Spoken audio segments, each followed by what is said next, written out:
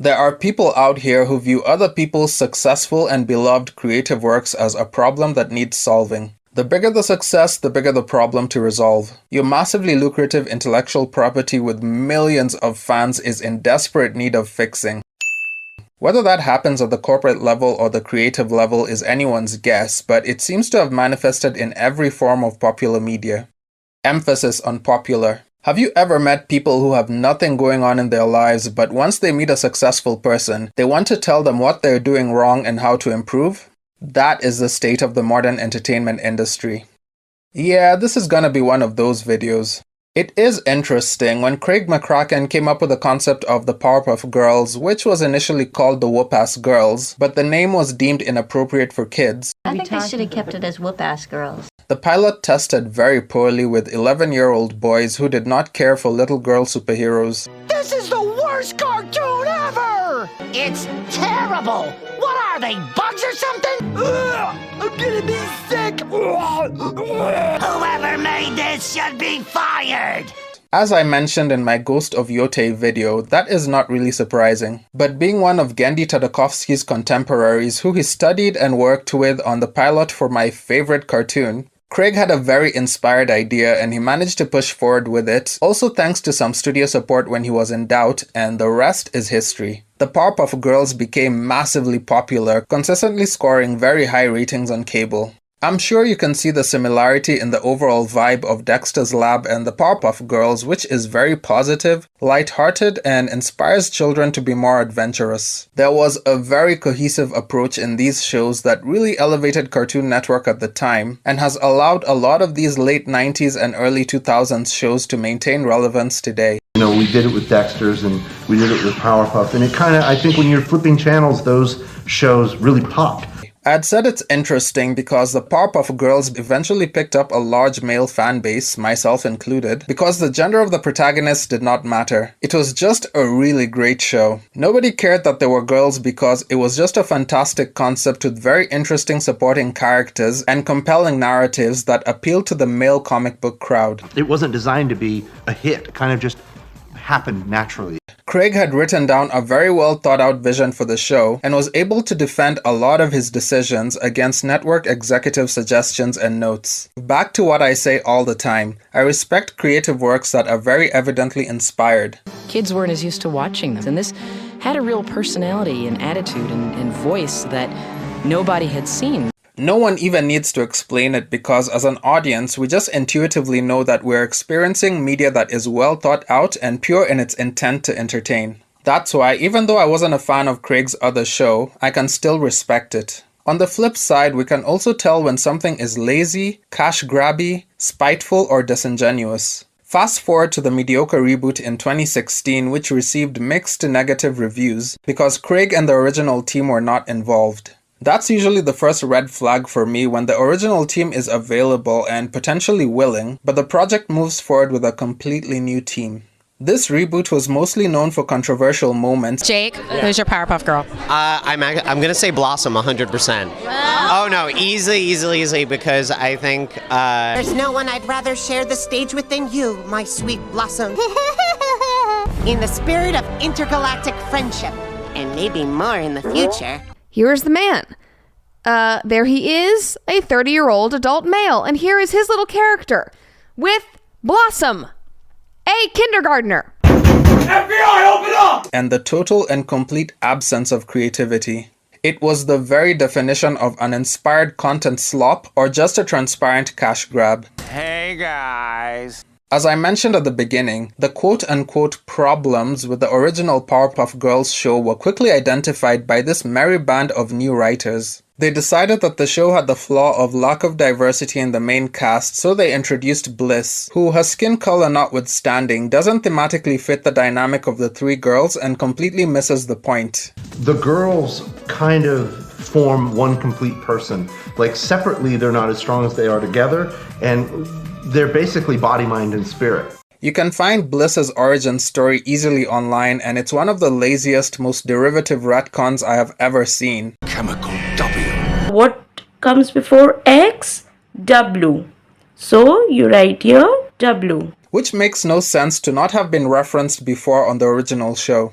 It all started 10 years ago. I was locked in a bitter rivalry with Professor Neutronium. She had just completed her work on creating the perfect little boy. You know they had to make this new creation of theirs the original Powerpuff Girl, who according to them predated the original Powerpuff Girls who you know and love. She was my favorite little girl. Favorite? Bliss is your favorite kid? Sweetie, I don't have favorites. A thing that hack writers will do when they co-opt a franchise is retcon the spirit of the original creation. If you ever watched the show Chuck, he was a random, unassuming California loser who worked in retail and happened to know a thing or two about computers. In the latter seasons, when the show had become very popular, some hack writers decided to retcon the show to make Chuck special. The situation that made him super wasn't just random anymore. It was predestined to happen. But Professor Utonium accidentally added an extra ingredient to the concoction. Chemical X. Chemical W. Chemical X. Professor Neutronium. Chemical X. Chemical W. The perfect little boy. Chemical X. What comes before X? Chemical W. Thus the perfect little girl was born. Thus the Powerpuff Girls were born! She has powers that the girls don't have because, you know, their creation has to be more powerful. But also, just visually, Bliss looks really strange as a grown-up with a Powerpuff art style. It's not very cute on a grown-up, is it? The original show knew how to make it work, but these people? Not so much. They also did away with Miss Bellum or Cerebellum of the brain, which was a fitting name because the mayor could not function without her. I have accomplished more than most men without the use of my brain. Do you know what it is that makes a man, girls? Bellum. What? Miss Sarah Bellum. The brains behind the man. So you don't show her best feature. Her best feature is her mind. By all accounts, if you want to talk feminism, she should have been a very popular character in those circles. Very beautiful and competent, but having to work for an incompetent mayor who cannot function without her. Evidently, as with everything else, a lot of thought went into her creation without beating the audience over the head with those themes, but because she was designed to be hot and became quite popular with the male audience, she was a problem that needed fixing and they consequently sent her away in the reboot. By working as your assistant every day for the past 12 years, I have accumulated over 1,000 vacation days. They reasoned that she went against the messaging that they wanted to put across with their version of the show.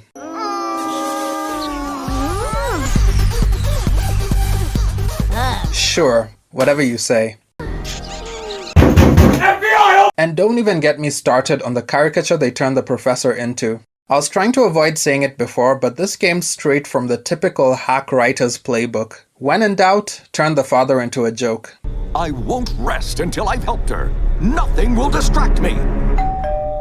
Ooh, my Ham of the Month Club delivery. Dads are Hollywood's favorite punching bag after all. This reboot also added extremely generic villains and antagonists who made Malekith look like Heath Ledger's Joker. There was no cohesive theming at all, and it seemed like throwing all sorts of half-baked ideas at the wall to see what sticks. The city of Townsville, which was basically a character in the original show, is treated like a complete afterthought here, so the show doesn't ever feel grounded in anything relatable. These new characters were completely immemorable and never had a shot at any semblance of relevance because they were not created from the same well of inspiration that the original supporting characters sprung from.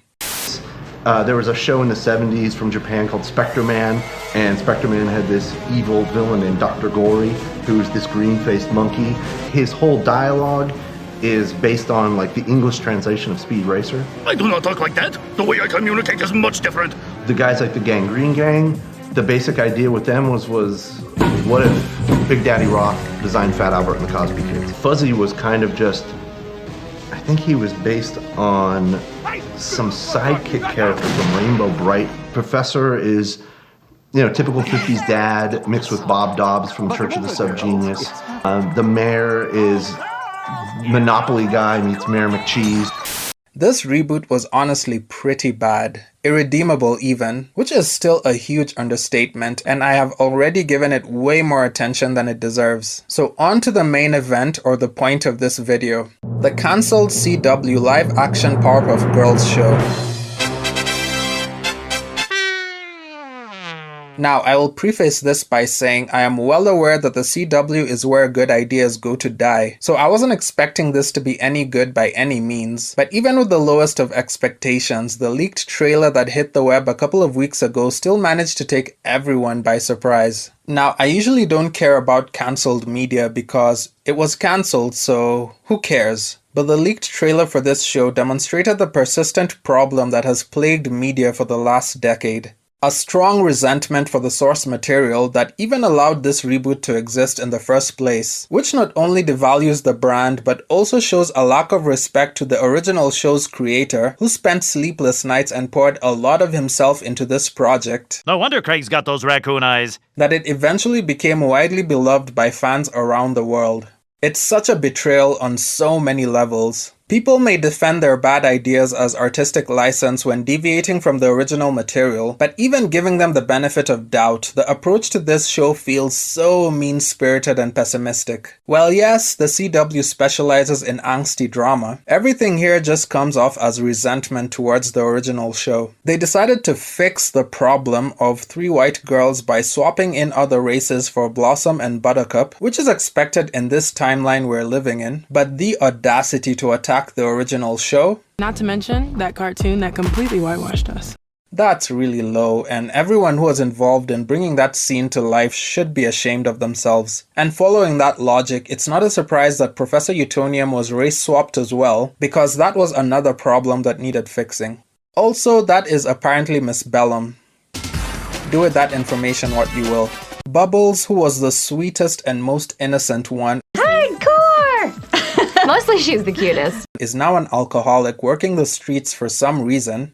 That's the best kind of owner. No. This is not what this is. This is about 3 kids who fight crime and beat up giant monsters and bad guys. Buttercup is an angsty, divisive, social justice warrior brat. I'm not wearing that dress anymore. It's gender normative and ass ugly. And Blossom is being set up to have a romantic subplot with JoJo. Never obsessed with me. Yes, he was. No, he wasn't. And I bet he still is. Because in their wisdom, they thought the most popular villain on the show should be represented by 2 bland corporate human beings, probably ripped from Smallville's Lex Luthor and his father, which was another CW show. Chloe Bennett of Agents of S.H.I.E.L.D. fame, who played Blossom, left the project due to alleged scheduling issues, but I wouldn't blame her if she just saw the writing on the wall and jumped ship. It really shouldn't at this point, but it still shocks me how spiteful some of these people are. I hesitate to call them creatives because they do not create anything. They take what has already been created and is beloved and try to destroy it every time. These attempts are such a cynical perversion of the source material, and it feels kind of nefarious on some level. Like you saw this beloved, positive, optimistic show about little girls who fight crime and save the city but are still innocent kids at heart, and tried to make it as morose, divisive, and upsetting as possible. And worse still, got all the way to filming such a really bad idea which should have been rejected from its inception. It's almost like they resent the success of the source material. I don't know if you ever saw the sketches on YouTube many years back, but you'd think that was the source material for this show. I love my sisters. We're not even sisters. Why am I here? I love flying with them. It's hard flying with these. Hell no, I am never caping for Townsville again. While some of the discourse around entertainment has been increasingly negative over the last decade, I think it's important to call these things out and preserve the integrity of the things we deem important. You might think there's a lot of noise around Star Wars, Harry Potter, and all these other franchises that are currently being destroyed, which I don't make videos about because those are not really my thing, I just watch them casually. But in my opinion, someone has to do it, and I'm glad for everyone out there who is doing it. But if the current rumors going around can be believed, the rejection of all these bad ideas is slowly shifting the entertainment landscape once more, but I think it will be quite a while before we're completely rid of all these destroyers of our favorite IP. Let me know how you feel about the entertainment landscape as a whole and whether you have any optimism that they will turn back from this cynical timeline that we have been stuck in for the last few years. Honestly feels like a lifetime, but otherwise I will see you in the next one. Peace. We wanted to kind of go out while it still was good.